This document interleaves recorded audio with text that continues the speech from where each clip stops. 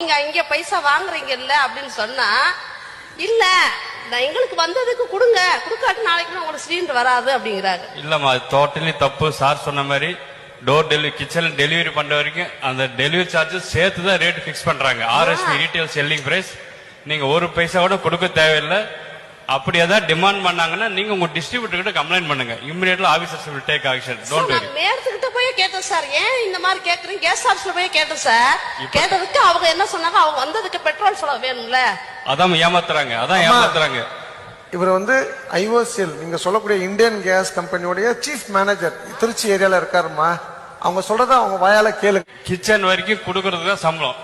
ஒரு rate cylinder 700 ரூபான்னா actual rate 650 ரூபா. அது டெலிவரி சார்ஜஸ்க்கு டிஸ்ட்ரிபியூட்டருக்கு 50 ரூபா. அதையும் சேர்த்து தான் அந்த ரேட்ல வச்சு 700 ரூபான்னு பிக்ஸ் பண்ணி ரேட் சேல்ஸ் பண்றோம் உங்களுக்கு.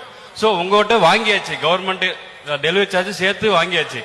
அதனால நீங்க எக்ஸ்ட்ரா தர தேவையில்லை, தரக்கூடாது. அந்த மாதிரி யாராவது டிமாண்ட் பண்ணாங்கன்னா நீங்க உங்க ஏஜென்சிட்ட இம்மீடியட்டா கம்ப்ளைண்ட் பண்ணுங்க. சட்டப்படி தப்பு.